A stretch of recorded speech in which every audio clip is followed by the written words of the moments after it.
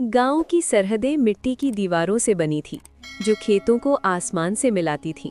यहाँ की हवा में मिट्टी की खुशबू बसी होती थी और दूर दूर तक हरियाली का बसेरा था। इस गांव का नाम था सरसब्ज, जहाँ लोग सूरज निकलने से पहले जागते और गुरूब होने तक मेहनत करते।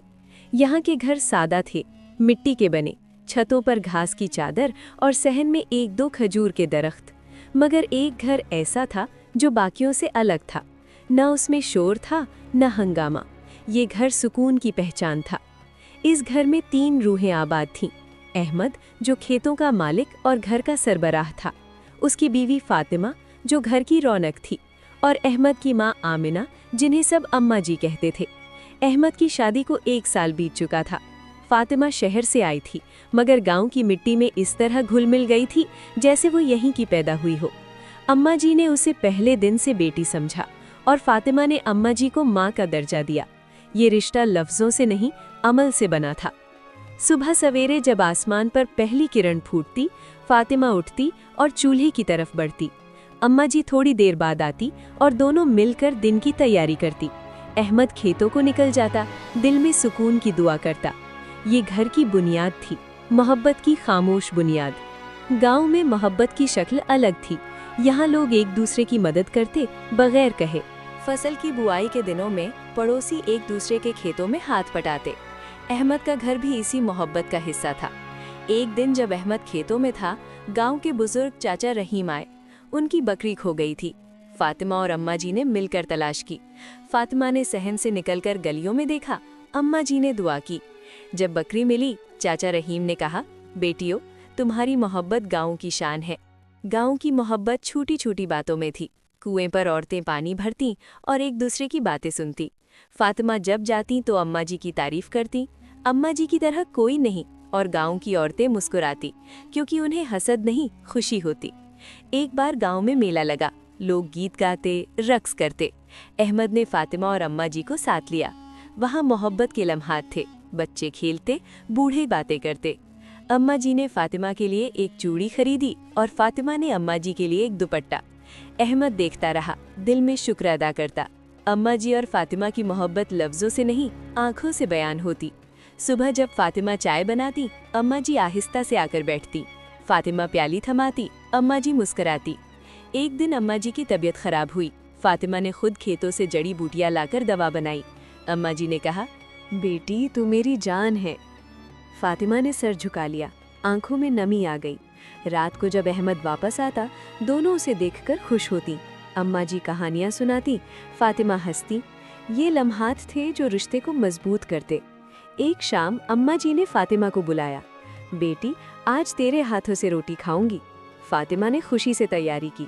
अम्मा जी ने देखा कि फातिमा कितनी मेहनत से आटा गूंथती है। ये मोहब्बत थी, खामोश मगर गहरी। एक दिन अम्मा जी और फातिमा ने मिलकर खाना बनाने का फैसला किया। ये उनकी रोज़मर्रा की रूटीन थी, मगर आज ख़ास था क्योंकि वो चिकन कोरमा बनाने वाली थीं, जो गांव में ख़ास मौक़ों पर बनता था। सुबह से तैयारी शुरू हुई। फातिमा ने सहन में चूल्हे को तैयार किया। वो मिट्टी का चूल्हा था जिस पर लकड़ियाँ जलती थीं। फातिमा ने पहले लकड़ियाँ जमा की, फिर आग जलाई। शोले उठे और धुआं आसमान की तरफ उठा। अम्मा जी आईं और कहा, बेटी, आज चिकन कोरमा बनाएंगी, जो अहमद को बहुत पसंद है। सबसे पहले फातिमा ने अज्जा निकाले। 500 ग्राम चिकन के टुकड़े जो हड्डियों वाले थे, ताकि जायका गहरा आए। 1 कप दही जो ताज़ा और खट्टा था। 2 बड़ी प्याज़ें पतली स्लाइस में काटी हुई। आधा कप घी या तेल। 2 चम्मच अदरक लहसुन का पेस्ट। 1 चाय का चम्मच लाल मिर्च पाउडर। 1 चम्मच धनिया पाउडर। आधा चाय का चम्मच हल्दी।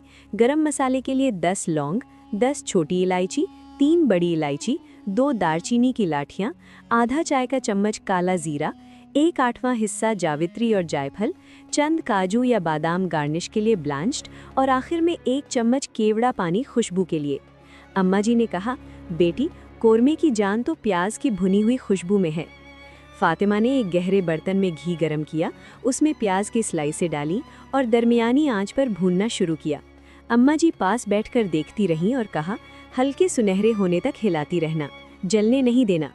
फातिमा ने एहतियात से हिलाया। जब प्याज गोल्डन ब्राउन हुई तो उन्हें निकालकर एक तरफ रख दिया। अब अम्मा जी ने प्याज को हल्के से क्रश किया ताकि वो कोरमे में घुल जाए। उसी बर्तन में बाकी घी में अदरक लहसुन का पेस्ट डाला। फातिमा ने देखा कि अम्मा जी के हाथ आहिस्ता आहिस्ता काम कर रहे हैं, तो उसने आहिस्ता से चम्मच ले लिया और हिलाना शुरू किया। खुशबू फैल गई। अब चिकन के टुकड़े डाले और दरमियानी आंच पर भूनना शुरू किया, जब तक चिकन का रंग गुलाबी से सफ़ेद ना हो जाए और वो हल्का सुनहरी ना हो। अम्मा जी ने कहा, अब मसाले डालो बेटी।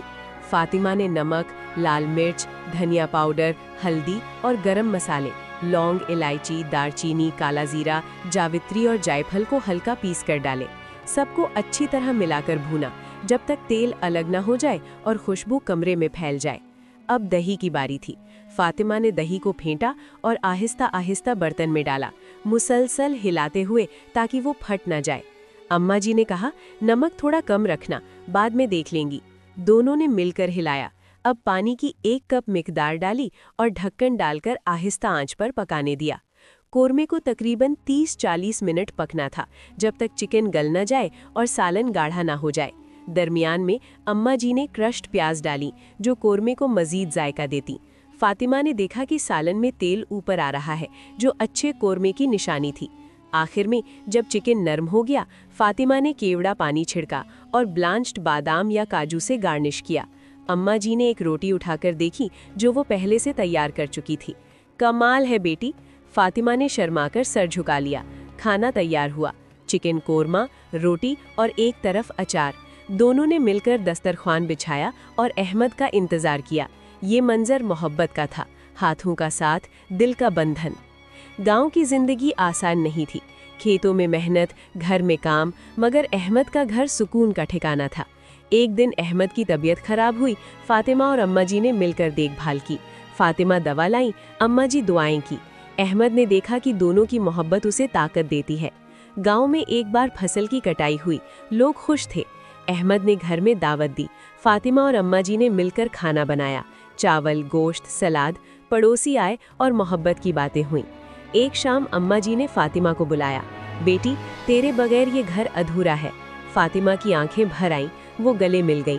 अहमद ने देखा, दिल खुश हुआ। गांव की मोहब्बत में ऐसे लम्हात थे जब लोग एक दूसरे को समझते। एक दिन फातिमा ने अम्मा जी के लिए एक तोहफा बनाया, हाथ से बनी चादर।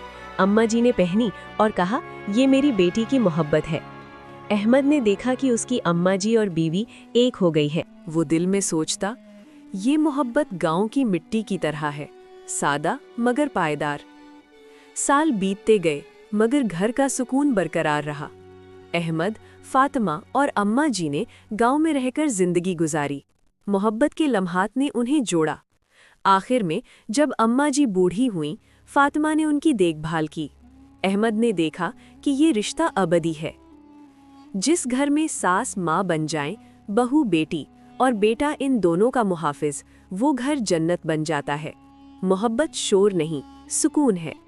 गांव की मिट्टी सिखाती है कि खामोशी में ताकत है और रिश्तों में सब्र। ये मोहब्बत हमेशा जिंदा रहेगी।